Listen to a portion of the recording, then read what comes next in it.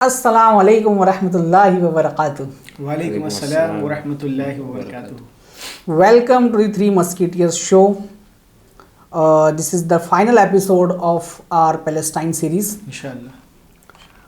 तो आप लोगों को एक छोटा सी रिकैप दे दूं मैं कि जो हम लोग ने 3 वीडियोस इससे पहले की उसमें क्या हम लोग ने कवर करने की कोशिश की है।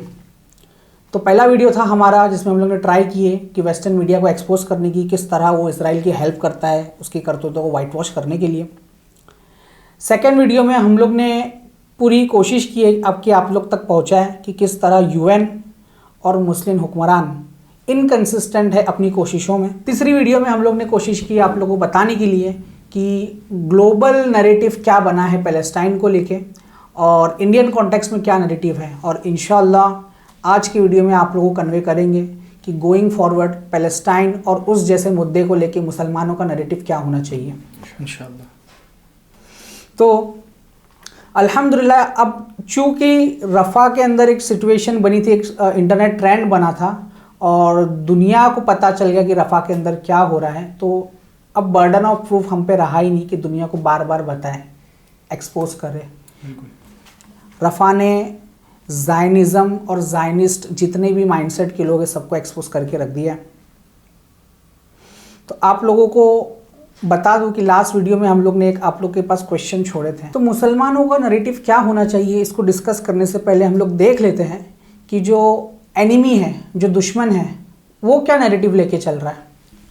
अगर हम लोग थोड़ा देखेंगे नेतन्याहू और उस जैसे ज़ायनिस्ट जितने भी हैं उनके स्टेटमेंट्स, वो इस जुल्म को किस तरह से जस्टिफाई कर रहे हैं, तो हम लोग देखते हैं कि बार बार नेतन्याहू भी और दूसरे ज़ायनिस्ट मिनिस्टर्स भी यूएन में जाके तौरा कोट करते हैं। जब उनसे पूछा जाता है कि आप लोग ये क्यों कर रहे हो, तो वो तौरा बताते हैं कि ये हमारा प्रॉमिस्ड लैंड है, ये जगह हमको अल्लाह की तरफ से दी गई है, इसलिए हम लोग जो कुछ कर रहे हैं। इतना सीधा सीधा एकदम सीना चौड़ा करके सबको बता देता है कि ये जो लिबरल सेक्युलर वैल्यूज़ जो दुनिया लेके चल रही है और जो मिडल ईस्ट के अंदर डेमोक्रेसी बने फिरते हैं लोग, तो इन लोग के लिए वैल्यूज़ कुछ भी नहीं है, हमारी किताब में लिखा है तो हम लोग करके रहेंगे। तो जब दुश्मन इतना ओपनली अपने आइडियाज़ को बता रहा है कि क्योंकि हमारी किताब में लिखा है इसलिए कर रहे हैं, तो मुसलमानों को क्या हो गया? मुसलमान क्यों भूल गया है कि हमारे पास भी एक किताब है। हमारा नैरेटिव वही होना चाहिए जो अल्लाह और उसके रसूल का था सल्लल्लाहु अलैहि वसल्लम। तो जब तक मुसलमान यूएन के दरवाजे पे जाना नहीं छोड़ेगा तब तक मुसलमान सफ़र करता रहेगा, और ये अब तक इस्टेब्लिश हो जाना चाहिए सबको कि ये प्योर रिलीजियस वॉर है। Just to add to your point भाई, कि हम क्यों ये बता रहे हैं, क्यों ये हाईलाइट कर रहे हैं, क्यों ये एम्फसाइज कर रहे हैं कि जो बेंजामिन नेतन्याहू है वो तौरा कोट करता है, ठीक है।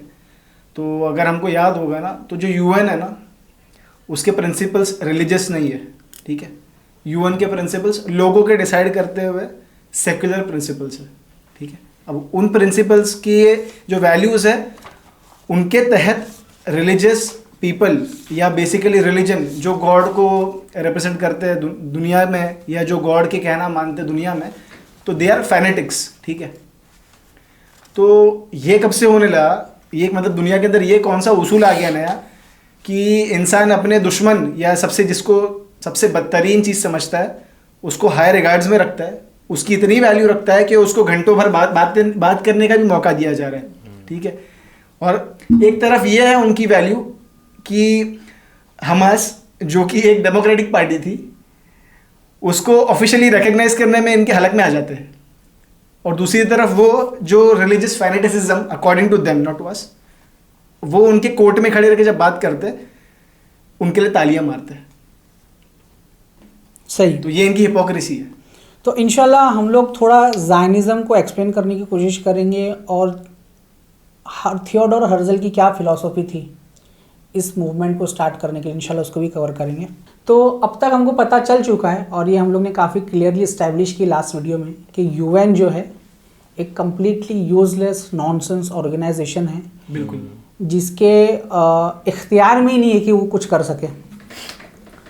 तो जालिम जुल्म अपने रिलीजियस व्यूज़ के साथ कर रहा है और मुसलमान मुखालफत भी लिबरल सेक्युलर वैल्यूज़ के साथ कर रहा है।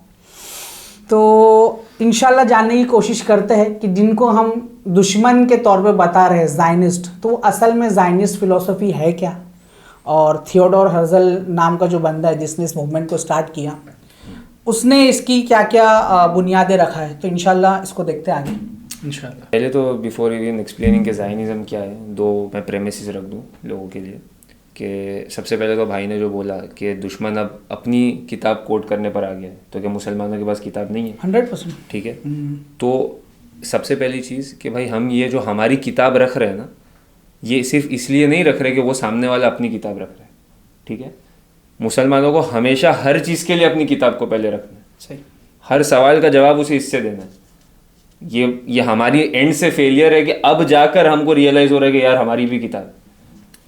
ठीक है। Not until now. फिर भी मतलब कई सारे अपने लोग हैं जो इन्हीं वैल्यूज को अपहेल्ड कर रहे हैं, which have failed for the last 75 years. 100%। तो एक पॉइंट ये है, और दूसरा पॉइंट कि जैसे भाई ने बोला कि ये यहूदियों का क्लेम है कि भाई डिवाइन डिक्री, अल्लाह सुब्हान व तआला ने वो ज़मीन उनके लिए लिख दी, प्रॉमिस्ड लैंड। Promised land. ठीक है। तो सबसे पहली चीज़, डंके की चोट पर हम ये क्लेम करते हैं कि Quran is the only religious book that is preserved जैसी वो आई थी तब से लेके अब तक और इंशाल्लाह क़यामत तक। इंशाल्लाह। ठीक है। और इससे पहले की जितनी बुक्स थी वो सारी के सारी चेंज कर दी गई है और उसके भी एविडेंसेस है। ठीक है। दिस इज, ये हम लोग का कोई बायसनेस नहीं है। Exactly. This is already establish fact. इंशाल्लाह जिसकी लिंक्स वगैरह आपको इंशाल्लाह लिंक में दे हाँ, देंगे, जिसको क्वेश्चन हो ना वो जाकर पूछ ले इंशाल्लाह। इंशाल्लाह। तो ये दो पॉइंट बस क्लियर हो जाए। तो अब मैं क्यों बोल रहा हूँ पता है क्या, कि उन्होंने ना आपको सिर्फ एक हाफ स्टोरी बताई है कि यार ये हमारा प्रॉमिस्ड लैंड है। हम अग्री करते कि उनका प्रॉमिस्ड लैंड था। ठीक है। हाँ, उनको ये प्रॉमिस्ड लैंड अल्लाह ताला ने प्रॉमिस किया था एक कॉन्ट्रैक्ट के बेसिस पे। सही। ठीक है। कि उनको वहाँ पर जो कुफ़ार थे उनसे किताल करना था, उनसे जंग करनी थी। ऑन दैट कंडीशन उनको वो लैंड मिल जाता। ठीक है। This was the whole story. लेकिन जहाँ ये आपको सिर्फ बताएंगे कि यार ये लैंड हमें प्रॉमिस किया गया है, बस इतनी स्टोरी। उसका कॉन्ट्रैक्ट जो था वो नहीं बताएंगे। क्यों नहीं बताएंगे? क्योंकि ये वो कौम है जिसने अपने उस वक्त के नबी को मूसा अलैहिस्सलाम को धोखा दिया, एन वक्त पर उनको धोखा दिया और उनके साथ नहीं गए वो अहकाम पूरा करने जो अल्लाह ताला ने इनको कहा। अच्छा, ये पुरानी कैरेक्टरिस्टिक्स है इनकी। धोखाधड़ी। अच्छा, ये पुरानी कैरेक्टरिस्टिक्स अनफॉर्चुनेटली अपने साथ भी हो रही है। तो just to draw the attention of this whole narrative for the Muslims today, कि हम भी जो कॉन्ट्रैक्ट साइन कर चुके हैं ना कलमा पढ़ के, अपने आका अलैहिस्सलाम की जो टीचिंग्स है ना, उनके स्टैंडर्ड्स है, उनके प्रिंसिपल्स है, अगर उनकी मुखालफत हम उनकी तरह करेंगे जैसा भाई आगे बताएंगे ना, सो हम भी उन्हीं की तरह हो जाएंगे कि हम भी दावे करते रह जाएंगे लेकिन काम हमारे पूरे उल्टे होंगे। और एक मोमेंट के लिए भी ना हम पहले, और जो हमें सुन रहे हैं वो, और जो मुसलमान हैं वो, ये बिल्कुल नहीं समझना कि यार हम मुसलमान के घर में पैदा हो गए तो बस सब चंगा सी। बिल्कुल। ठीक है। हम रिप्लेसेबल हैं, 100%। आप भी रिप्लेसेबल हो। ठीक है। अल्लाह ताला बेनियाज ज़ात है और ये बेनियाज उसका दिया हुआ दीन है। इसको किसी की ज़रूरत नहीं है, अल्लाह को किसी की ज़रूरत नहीं है। ठीक है। अगर हम अपना काम नहीं करते जो अल्लाह ताला ने हमें करने को कहा है तो हम सब रिप्लेसेबल हैं। और अल्लाह का वादा सच्चा है, बेशक। अल्लाह नवाजने में पक्का है तो रिप्लेस करने में पक्का है। And it is quite evident कि हम देख रहे हैं the fastest growing religion on the planet Earth is Islam. तो इसका ये मतलब नहीं कि we are growing in numbers, इसका ये भी मतलब हो सकता है कि वी आर बीइंग रिप्लेस्ड। 100%। अल्लाह हमारी सबकी हिफाजत फरमाए। आमीन। हम सबसे काम आमीन। ठीक है। तो ये दो मैंने क्लेम्स रखे। तो अब इसकी अगली जो एंड की स्टोरी थी ना, ये मैंने हमने कंप्लीट कर दी, जो हमने हमारी किताब से अल्लाह ताला ने हमें दी है।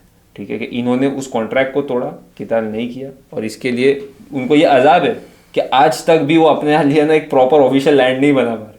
सही। ठीक है। ये उसी की जिद्दोजहद और ये सारा जो आतंकवाद है ये उसी के लिए फैलाया हुआ। अब हम आते हैं कि अब ज़ायनिज़्म है क्या। ठीक है। तो मेरा ये मानना है कि बिफोर अंडरस्टैंडिंग कोई भी आइडियोलॉजी कैसी है, उसको समझने के लिए हमको पहले तो उसकी हिस्ट्री जानना ज़रूरी है। सही। और फिर वो आइडियोलॉजी अच्छी है बुरी है जो भी है, वो एप्लीकेशन में आने के बाद उस सोसाइटी के ऊपर क्या इम्प्लीकेशंस देती है, ये जब इंसान जानता है ना तो वो समझ सकता है कि वो आइडियोलॉजी आखिर है क्या और सिखा गया है। तो Zionism basically it arose in the late 1800s to early 1900s, और it was this term itself and this ideology was coined by a guy name Theodore Herzl. और आयरनी की बात यह है कि जैसे भाई ने बोला कि ये एक रिलीजियस वॉर है, लेकिन वो साहब खुद एथियस्ट थे, तो उन्होंने ये आइडियोलॉजी बनाने में उनके अंदर कहीं ना कहीं वो सेक्युलर रिबलर माइंडसेट भी था। तो ये कैसा हो सकता है भाई, एक रिलीजियस चीज़ को एक एथिस्ट बंदा कॉइन करेगा?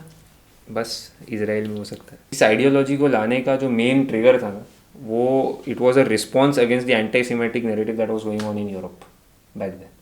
ठीक है, तो इस कौम पर अल्लाह का अजाब है ही ऐसा कि उस टाइम पर जो अल्लाह का वादा था ना कि आप भटको सहरा के अंदर, ये भी कुरान हमको बताता है कि बिकॉज इन्होंने जो धोखा मूसा अलैहिस्सलाम को दिया, ठीक है, कि उसका अजाब था इस कौम पर कि अब तुम भटकते रहोगे। और ये अब तक हम देख रहे हैं कि अभी तक इस स्टिल स्ट्रगलिंग। हाँ, अब तक अब इनको टेररिज्म पे उतरना पड़ रहा है अपनी एक जगह के लिए।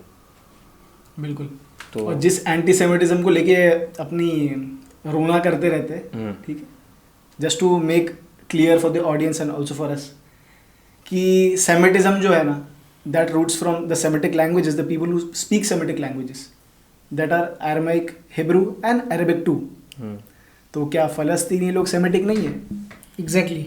और सेमिटिक वो कैसे होता है जो अमेरिका में पैदा हो जाए? वो कैसे सेमिटिक होता है जो इंडोनेशिया मलेशिया में पैदा हो जाए, ऑस्ट्रेलिया में पैदा हो जाए? यूरोप की पैदाइश कब से सेमिटिक हो गई? मतलब अगर हम उसके रूट्स को अध्ययन करें सेमिटिज्म के, तो फिर आप लोग किस बेसिस पे रोते हो भाई? और अगर सेम बेसिस आपका रोने का है ना, तो फलस्तीन के लिए आपको सबसे ज़्यादा रोना चाहिए। लेकिन आप रोएंगे कैसे? आप तो खुद ही जालिम हो। सही।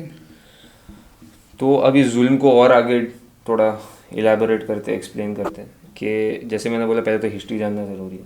अब सेकंड थिंग इज़ कि ये जानना ज़रूरी है कि अब ये फ़िलोसफी जब एप्लीकेशन में आती है तो ये क्या उसूल लाती है सोसाइटी के ऊपर, और फिर उसके क्या इम्प्लीकेशंस होते हैं।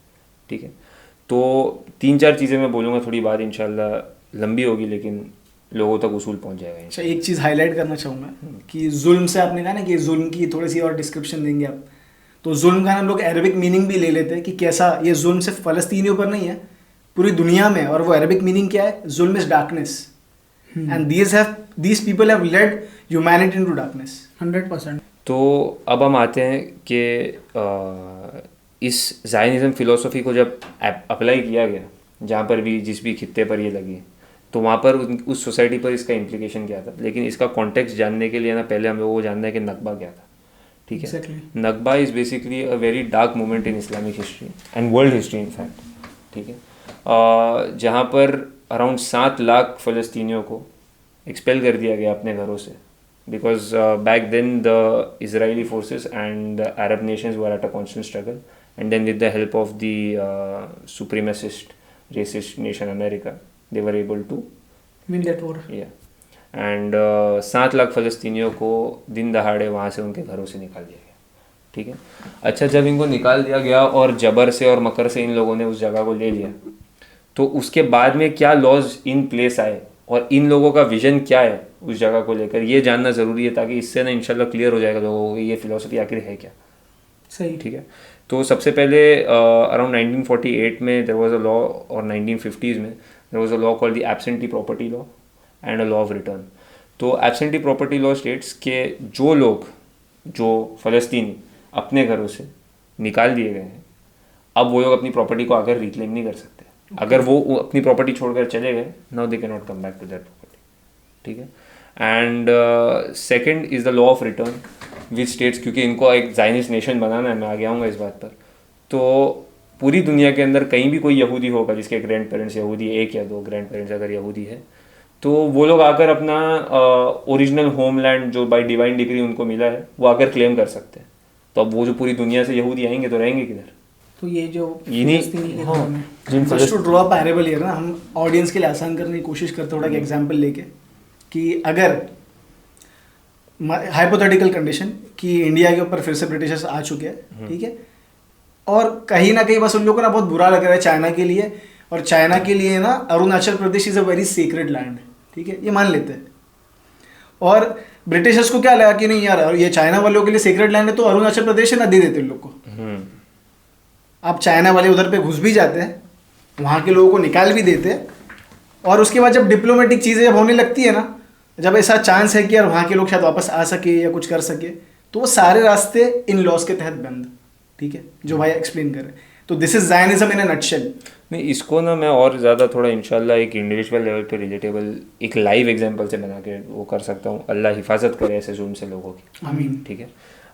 This is the story of Mohammed Al Kurd. So I'm curious to know whether you think your present or what's happening now has any connection to what your earliest memory of living in occupied Palestine is. I don't know if I have a. I don't know if my earliest memory is coming to me. Perhaps maybe the most significant memories were always tainted with a lens of absurdity. I think some of the most significant memories I had as a child was with the settlers coming to our house and saying that it was theirs, and they did so using American accents, and they did so using the backing of the Israeli judiciary. There was so much entitlement and arrogance about the way through which they demanded our house be theirs. And for those who don't know, in occupied Jerusalem, my neighborhood, like many other neighborhoods, face this exploitation of the law through settler organizations where they can claim our houses as theirs by divine decree, and because Palestinians have little to no rights, and because the Zionist project in Jerusalem and all of Palestine has been to And I'm wondering if, speaking to what you're saying now, in 2009, I believe that was when the settlers took part of your house in Sheikh Jarrah. If you can describe what that day was like for you and how you see it now. Yeah, I remember coming home from school, and there were droves and droves of settlers that were armed, and soldiers and policemen, and there were mostly the women of our neighborhood gathered in the front yard of our house, and I saw our furniture scattered all across the street, and the women were there because, mostly they're housewives, and the men were at work, and then the men started coming, and I remember there was lots of blood because there's been some kind of physical altercation between my cousins and the settlers. I remember also I remember a hug from my aunt, and we're not a hugging family. It was a significant detail, and I remember it was again quite absurd that this was happening to us because we had just seen it happen to our neighbors a few months before. We had seen it happen to our neighbors who were using our front yard for shelter. They were sleeping in our front yard, in their cars, in a tent, and you recognize what something being systematic means. अभी वो बंदा काफ़ी famous हो गया क्योंकि उसने Israeli report उसको काफ़ी अच्छे जवाब दिए, ठीक है। लेकिन ये इसकी बचपन की कहानी है कि हो सकता है कि इसके एंसेस्टर्स वहाँ रुक गए हों, वहाँ से ना निकले हों, ठीक। और समझो एक बच्चा सुबह को स्कूल जाता है और दोपहर को घर आने के तक ना वो देखता है कि उसकी फैमिली घर से बाहर है और कोई एक रैंडम यहूदी फैमिली जो पता नहीं कहाँ अलास्का में रह रही होगी आकर अब उसके घर में रहने लग जाती है, अच्छा, ठीक है। And by this law they are doing it correctly because they also have divine degree behind them, ठीक है। और इस सिचुएशन के अंदर आप सोचो कि उस बच्चे के दिमाग पर क्या गुजरी होगी कि वो चाह कर भी अब अपने खुद के घर में नहीं जा सकता है, ठीक है। उसका बचपन भी छीन लिया, उसकी जवानी छीन ली, सब छीन लिया इन लोगों ने। मतलब मजलूमों को एकदम हेल्पलेसनेस वाली सिचुएशन, रियल हेल्पलेसनेस जो वो सिचुएशन है ना, ये ज़ायनिज़्म की वो आइडियोलॉजी लोगों को दे देती है, ठीक है। अच्छा, अब ये सिर्फ मैं नहीं बोल रहा हूँ, जो यहूदी लॉ ऑफ रिटर्न के तहत वापस आते हैं ना उनको भी पता है कि वो जो कर रहे हैं ना कहीं गलत है, ठीक है। तो इस वीडियो में आप देखोगे कि इनको ये बोला जा रहा है कि यार ये हमारा घर है, तुम क्या कर रहे हो, तो वो खुद बोलता है भाई अगर मैं नहीं चुराऊंगा तो कोई और आके चुरा लेगा। Jacob, you know this is not your house. Yes, but if I go, you don't go back. So what's the problem? Why are you yelling at me? I didn't do this. You are stealing my house. And if I don't steal it, someone else is going to steal it. No one is allowed to steal it, ya ammi. मतलब वो मानता है कि चोरी तो हो रही है, ठीक है। मतलब इतना सा भी गिल्ट नहीं, खुशी भाई मेरे को ही दे दे, शायद कोई नहीं तो और ले लेगा। तो this is the whole situation here. इसके बाद मैं एक चीज़ के ऊपर आना चाहूँगा कि इन लोगों का जब ज़ायनिज़्म का ये पूरा फ़लसफ़ा बन रहा था तो अराउंड 1953 में इन्होंने ना एक जेरूसलम प्रोग्राम करके बेसिकली कुछ विजन्स रखे थे और कुछ उसूल रखे थे कि इसके तहत मुझे पढ़ के बताना पड़ेगा कि इसके तहत जो है ये कंट्री चलेगी, ठीक है, ये मूवमेंट चलेगी। तो ये वर्ल्ड ज़ायनिस्ट ऑर्गेनाइजेशन का भी एक काम है इसके अंदर, ठीक है। तो I just read it out, बहुत सारे विजन्स है उसके अंदर और मैं इसको शॉर्ट में पढ़ने की कोशिश करूँगा कि number 1, encouragement of immigration, absorption and integration of immigrants, ठीक है, support of youth aliyah, stimulation of agriculture settlements and economic development, acquisition of land as the property of the people, ठीक है। मतलब इमिग्रेशन को बाहर से जितने यहूदी आ सकते हैं उसको एनकरेज करो, ठीक है, इस ज़मीन के अंदर जो इन्होंने चुराई है, ठीक है। फिर इंटेंसिव वर्क फॉर हलूज यूथ, पता नहीं है क्या है, concerted efforts to harness funds in order to carry out the task of Zionism. ये मैसेज बहुत ज़रूरी है उन लोगों को जो सुन रहे हैं मुसलमानों को कि ये देखो इनकी कौम मेहनत क्या कर रही है, ये फंड्स जमा करो ताकि ज़ायनिज़्म को और फैलाया जाए, इस जबर आइडियोलॉजी को। ये मतलब ये याद रखना बहुत ज़रूरी है कि muster all that you can, मतलब अल्लाह सुब्हानहू व तआला हमको हुक्म दे रहे थे कि यार हम जुल्म के खिलाफ जो कुछ भी मस्टर कर सकते हैं, इकट्ठा कर सकते कर ले, and look what we have done. यहूदी कर रहा है एंड सक्सीडिंग आल्सो अनफॉर्चुनेटली। हमारा बच्चा तो अमेरिका में कमा रहा है ना भाई, वही यहूदी के नीचे काम करके। और उसके बाद वाला जो उसूल है ना वो ये है कि fostering of Jewish consciousness by propagating the Zionist idea and strengthening the Zionist movement, imparting the values of Judaism, Hebrew education and spreading Hebrew language, ठीक है। Mobilization of world public opinion for Israel and Zionism, participation in efforts to organize and intensify Jewish life on democratic foundations, maintenance and defense of Jewish rights। मतलब पैदर पे ये लोगों ने ना सिर्फ इसी चीज़ को प्लान करके रखा है कि किस तरीके से बस इस आइडियोलॉजी के पास सारा फंड जाए, पूरी दुनिया को हम इस तरीके से जकड़ लें कि यार इस आइडियोलॉजी को सब्सक्राइब ना भी करना चाहे ना तो भी आपको इसके अंडर ही रहना पड़ेगा। आप अंडर भी रहोगे और आप बाय डिफ़ॉल्ट आप उसमें पार्टिसिपेट भी कर रहे होंगे और उसको फॉलो भी कर रहे होंगे subconsciously. And that is how the human society works. The most dominant idea and the prevalent idea will fall into the hearts and subconscious minds of the people and they'll by default be following it. Hitler जालिम की मिसाल है। Hitler जालिम की मिसाल इस तरह से कि इतने सारे लोग थे जो उसके फॉलोअर्स थे और आज भी है, ऐसा नहीं कि नहीं है। सही, जो हिटलर से पिट कर आए वो खुद हिटलर बन चुके।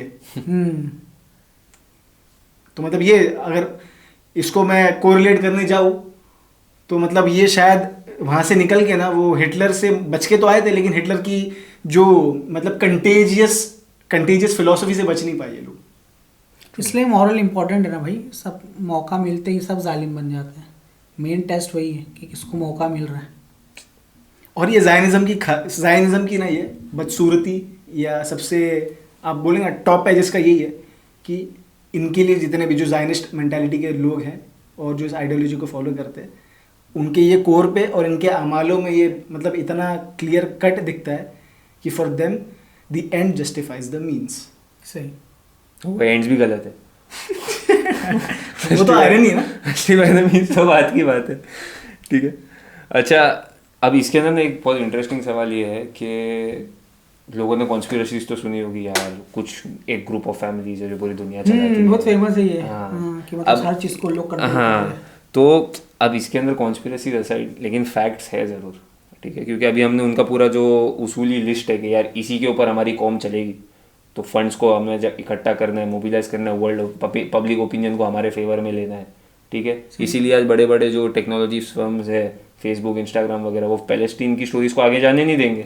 एग्जैक्टली, ठीक है। और इनकी जो PR टीम की जो गेम है वो हमेशा स्ट्रॉन्ग ही दिखेगी। और ये ना जो आपने कहा ना कॉन्स्पिरेसी वाला जो पॉइंट आप लोगों ने रेस किए, ये वो एक वीक माइंडसेट और वीक आइडियोलॉजिकल पोजीशन की निशानी है कि जो आपको इतना अपेरेंट भी दिखेगा ना, आप उसको कहीं ना कहीं कॉन्स्पिरेसी के खाते में डालेंगे। सही, ट्रू।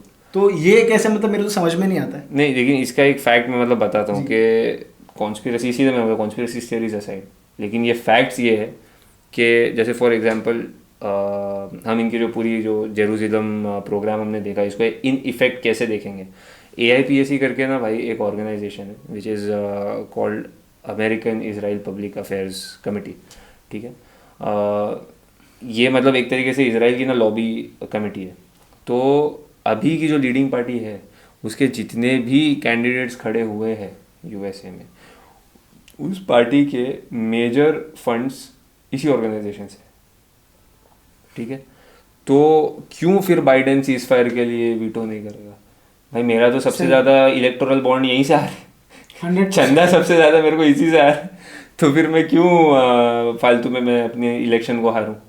तो ये इन्होंने जिस तरीके से पूरी दुनिया को एक्सप्लॉइट करके ये जो इंटरेस्ट बेस्ड सिस्टम को बोलते थे कैपिटलाइज करके और इसको अपने लिए हलाल करके जो एक तरीके का एक पूरा सिस्टम बना है ना, इसके बारे में भी हम आगे की वीडियो में इंशाल्लाह बात करेंगे, ठीक है। Just to highlight it a little bit, थोड़ा सा एड्रेस कर ही लेते इसको इंशाल्लाह, कि जिस बुक को दिखा कि ये लोग प्रॉमिस्ड लैंड को क्लेम करते हैं ना, ठीक है, उसी बुक के मतलब रूट्स में और उसी रिलीजन के रूट्स में ये चीज़ हराम थी, that was forbidden and prohibited for everyone, ठीक है।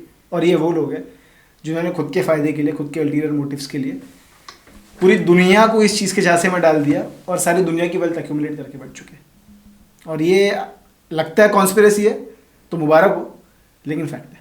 इवन कॉरपोरेट्स के अंदर ना कुछ पॉइंटर्स हैं जो अचीव होते हैं ना तो उन लोग को फंडिंग्स मिलती हैं। तो जितने भी सोशल ट्रेंड जो चलते हैं LGBTQ वगैरह वगैरह, तुम लोग देखेंगे जैसे भी प्राइड मंथ नज़दीक आता है, लिंक्डइन पे सारे लोगो रेनबो हो जाते हैं। तो क्यों होता है? तो वो करने से कुछ पॉलिसीज, सर्टेन पॉलिसीज फॉलो करेंगे ना तो बैंकर्स की गुड बुक्स में आपकी कंपनीज आ जाएगी और आपकी कंपनी एलिजिबल हो जाएगी वो सारे फंड्स के लिए। अगर आप नहीं करते हैं तो आपको फंड्स नहीं मिलेंगे। तो इस तरह से कॉरपोरेट्स को कंट्रोल करके रखती हैं। और जिनको लगता है कि ये बहुत ज़्यादा ही मतलब लोग out of empathy, out of their moral compass being calibrated, बहुत उनके अंदर फिक्र है तमाम तबकों के लिए, तमाम एस्पेक्ट्स के लिए सोसाइटी के, कि वो लोग LGBTQ राइट्स के लिए या फेमिनिज्म मूवमेंट को सपोर्ट कर रहे हैं, तो बेवकूफ़ है ये लोग, ठीक है। You are just a part of the policy being implemented, ठीक है। एंड नॉट जस्ट दिस, तमाम वेपन इंडस्ट्री है जितनी भी, just look out for it, छोटी सी, जस्ट गूगल इट, ठीक है। आपको पता चल जाएगा कि किसका फायदा होता है, कब होता है, कहाँ होता है, कैसे होता है। It is very apparent. और तब भी समझ में ना आए तो ठीक है, कॉन्स्पिरेसी की गोली लेके सो जाओ। और इसको ना मतलब थोड़ा कंक्लूडिंग एंड पे अब ला रहे हैं, तो मैं बस ये थोड़े से पैरेबल से खाली ड्रॉ करना है मेरे को कि हमने जायनिज्म तो समझ लिया, लेकिन इसी से मिलती जुलती ना अब यहाँ इस देश में भी आइडियोलॉजी पनप रही है 100%। और वो काफ़ी डेंजरस है, लोगों को जानना बहुत ज़रूरी है सबके लिए, ठीक है। और ये पैरेबल्स मतलब एनालॉजी जब मैं ड्रॉ कर रहा था तो बहुत ज़्यादा मतलब ईरी तरीके की सिमिलैरिटीज़ है, ठीक है। जैसे फॉर एग्जांपल इनका कॉमन एनिमी मुसलमान, ठीक है। इन लोगों की जो पॉलिसीज़ आ रही है वो similar, absentee property law, law of return, और जो CA NRC के ऊपर जो पूरी कॉन्स्पिरेसी 100% जितना भी हम लोग ने देख रहे थे पता चलता है कि CA NRC completely absentee law से ही इंस्पायर्ड है। बहुत बहुत ज़्यादा इंस्पिरेशन। मैं फिर से यहाँ पे आयत पढ़ूंगा, वाइद लहुम अस्ताहतहुम मिन कुव्वा। बहुत ज़रूरत है कि हम लोग इस बारे में सोचें, और जो भाई आयत पढ़ रहे हैं कि वो क्या क्या फैक्टर्स है जिस पे ध्यान देने से हम लोग ताकत इकट्ठा कर सकते हैं। इस पर गौर फिक्र करने की बात है मुसलमानों के लिए। और वल्लाही इस्लाम वाहिद चीज़ है ना जो without exploiting can be implemented and can provide solutions for all of humanity इंशाल्लाह। और मैं मतलब इसको ईरी क्यों बोला, पता है डरावना क्यों है? क्योंकि अभी रिसेंटली जब ये ऑल आइज ऑन रफ़ा वाली इमेज सामने आई थी ना, तो ठीक है, ऑल आइज ऑन रफ़ा वाली जो इमेज आई थी, लोगों की एम्पैथी थी, सिंपैथी थी उसको लेके, लेकिन again at the same time इस देश के अंदर कुछ लोगों को ये भी हजम नहीं हुआ। सही।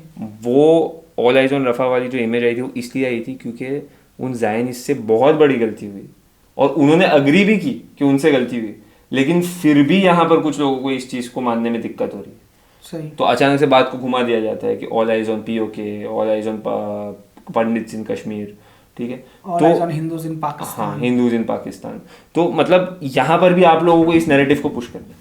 सही, ठीक है। बेसिकली दर्शाता है कि कितनी इन्फीरियरिटी कॉम्प्लेक्स से भरी हुई है कौम है, कि हर जो जुल्म हो रहा है मुसलमानों पे उस इन लोग को उसका हिस्सा बनने का हिस्सा बनना खुश हो रहे हैं। और कैपिटलाइज भी उसी उसी ट्रेंड से करना है। अरे लेकिन डरावनी बात ये नहीं है, डरावनी बात क्या है पता है क्या, कि ये एक इमेज सामने आई थी which is all eyes on अखंड भारत, ठीक है, और ये ग्रेटर इजराइल की इमेज है जो नेतन्याहू यूएन में बता रहा है। To show a great blessing, the blessing of a new Middle East. Israeli Prime Minister Benjamin Netanyahu on Friday, while addressing the 78th session of the United Nations General Assembly in New York City, held up a map of the new Middle East without Palestine, thereby triggering yet another controversy. The new Middle East illustration showed the West Bank and Gaza within the boundaries of Israel. He displayed two maps during his speech. One depicted Israel's geography in 1948, accentuating its seclusion in the Middle East without the Allies. और इसके अंदर ना एक बहुत डरावनी चीज़ ये है कि ये इनके एक्सपेंशनिस्ट जो दिमाग के अंदर ना एक एक्सपेंशनिस्ट माइंडसेट हो रहा है अब लोगों के अंदर, ठीक है, क्योंकि इंडिया का मैप ये नहीं है एग्जैक्टली, और जिसने भी ये बनाया बेचारे ने इंडियन ओशन की जगह डेजर्ट डाल दिया। तो एक सोचने वाली बात है कि अभी लोगों के दिमाग में किस तरीके की चीज़ें पनप रही है, ठीक है, ये डरने वाली भी बात है और लोगों को जागने वाली भी बात है, ठीक है।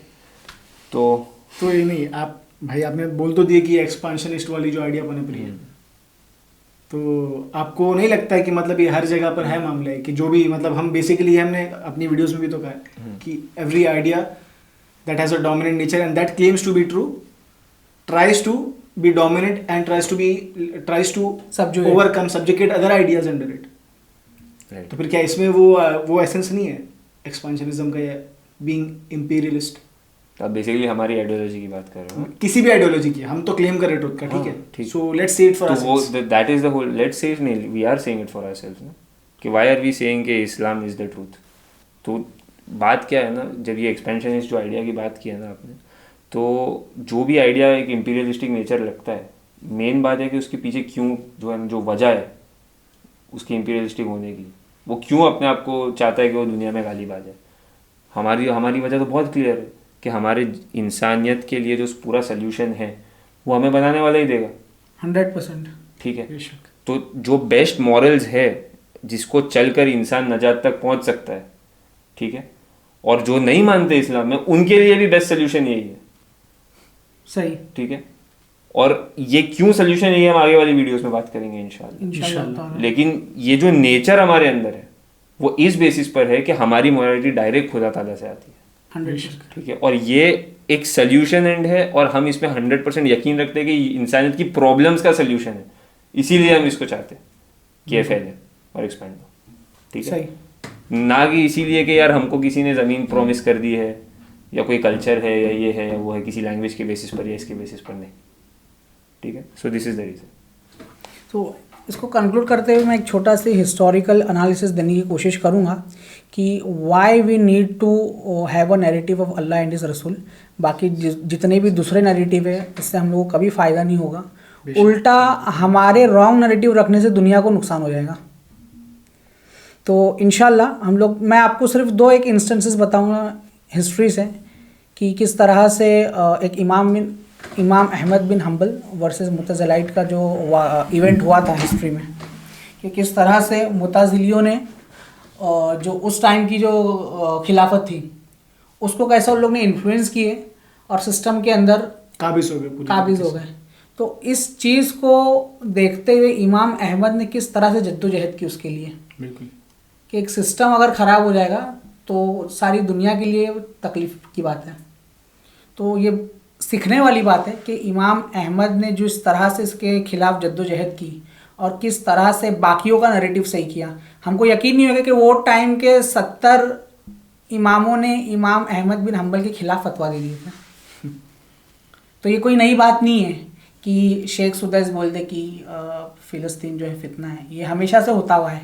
लेकिन वो एक बंदा जो है ना सारी उम्मत का नैरेटिव सही कर देता है, और जैसे वो नैरेटिव सही होता है हम लोग देखते हैं कि वो खलीफा जो मुतज़िली हो गया था कैसा उसका तख्ता पलट हो जाता है। सुभान अल्लाह। तो नैरेटिव सही होने की बात है। सेकंड एग्जाम्पल ये है कि किस तरह से मंगोलों ने अब्बासिद्स को हराया और किस तरह से उन लोग ने सबजुगेट किया अब्बासिदियों को, लेकिन मंगोलों की नस्लों में से अल्लाह सुब्हानहू तआला तुर्कों को निकालता है। और जो रिप्लेसमेंट वाली आयत है सूरह मोहम्मद की, ये मतलब इसका हम लोग देखेंगे कि लिटरल माना इसको बोल सकते हैं कि अल्लाह सुब्हानहू व तआला कैसा कौमों को रिप्लेस करता है। अब्बासी लोग जो कि अरब कौम थे, लेकिन अल्लाह सुब्हानहू व तआला ने वो जो पावर शिफ्ट किया अजमियों में, वो इतना स्विफ्ट था कि दुनिया ने फिर से अल्हम्दुलिल्लाह एक बार खिलाफत का निज़ाम कायम होता हुआ देखिए। One more correction for the people who have this misconception that Islam is only for the Arabs. No bro, it is for the humanity. जो कोई भी फॉलो करेगा, हकीकी मायने में फॉलो करेगा, उसको ये प्लेस दी जाएगी। नहीं, यही मैंने बात बोली ना, जब आपने बोला कि आपके अंदर एक्सपेंशनिस्ट आइडियाज़ की वो नहीं है, तो वो जो क्यों की जो बात है, जो आपने बोला कि ऑल ऑफ ह्यूमैनिटी, ठीक है। एक आइडियोलॉजी है ज़ायनिज़्म जो कहता है कि यार हमारे जूस आएंगे, सिर्फ हमारा देश, हमारा ये, हमारा वो, आप सब जेंटाइल्स, आप सब कोई, बिल्कुल ठीक है। और जो लोग इंडिया में उस आइडियोलॉजी से जो एम्पथाइज करते हैं और सिंपथाइज करते हैं ना, तो वो लोग जाकर देखें कि वो लोग आपको क्या समझते हैं। You have 6 billion idol worshippers who makes God angry every second of their life. Indian, Chinese, Japanese, Tibet, Nepal, Thailand, so many. India alone is 500 million. China is 2 billion. So many, 2 billion Christians, which are idol worshippers.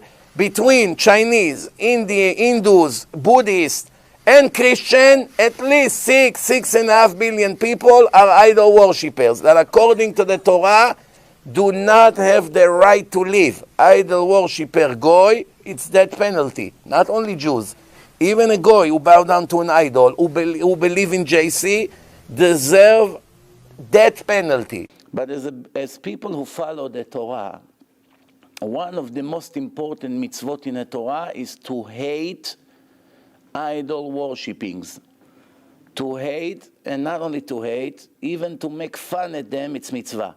Again, maybe millions of these idol worshippers, that's how they were brought up. They don't know any better.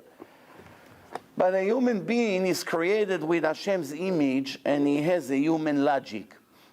How come my guy in India, even before he met me, realized something is wrong with the people of my nation? How can they bow down to a cow? How can they fight who's going to drink the urine of the cow and they buy it in a pharmacy paying a lot of money? ठीक है, उसके बाद आकर बात करें. Not only that, speaking about Zionism ना, this is a contagious disease that can corrupt any person, any individual and also the whole of society.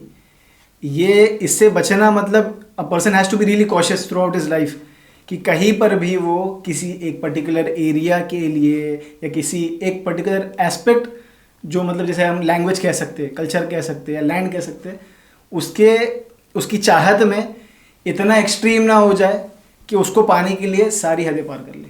हाँ, तो कि मैं वो एंड हासिल करने के लिए सारे मीन्स को जस्टिफाई कर दें. तो वही मैं बोल रहा हूँ कि जो इंपीरियलिस्टिक आइडिया के पीछे का वाई है ना, वो डिफाइन करता है कि फिर आइडिया कैसा है. बिल्कुल ठीक है. जैसे आपने बोला ना, हम 100% यकीन है इस बात के कि Islam is the solution to all the problems of humanity. ठीक है. ये जो इकोनॉमिक डिस्पैरिटी आप देखते हो, जो जुल्म देखते हो आप, जो पावर में जो डिस्पैरिटी आप देखते हो, इन सब का सोल्यूशन इस्लाम के पास है. And that is why we believe that it has the imperialistic nature of the correct way. ठीक है.